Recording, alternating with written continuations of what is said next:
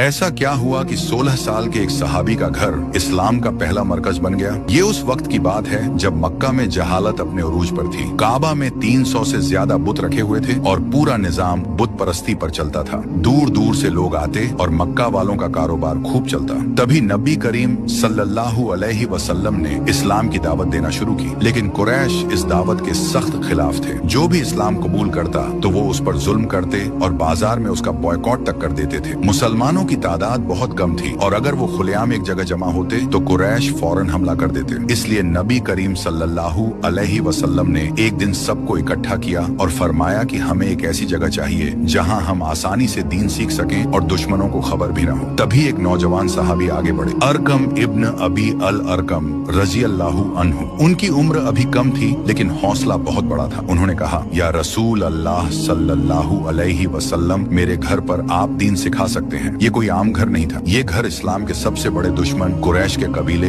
बनु Makhzum का था। इसी कबीले के लोग मुसलमानों पर जुल्म करने में सबसे आगे रहते थे, इसीलिए किसी को शक तक नहीं होता था कि यहीं से इस्लाम की तालीम दी जा रही है। उनका घर सफा पहाड़ी के पास था। फिर वहाँ मुसलमान चुपके आते और नबी करीम सल्लल्लाहु अलैहि वसल्लम उन्हें कुरान सिखाते, दीन समझाते, और इस तरह यही घर इस्लाम का पहला खुफिया मरकज बना जिसे दारे अरकम कहा जाता है, और यहीं से इस्लाम की मजबूत बुनियाद रखी गई। ये थी वो अजीम कुर्बानियां जिनकी वजह से दीन हमें आसानी से मिल गया। क्या हम उसका हक अदा कर पा रहे हैं? अल्लाह हम सबको सीधे रास्ते पर चलने की तौफीक अता फरमाए, आमीन।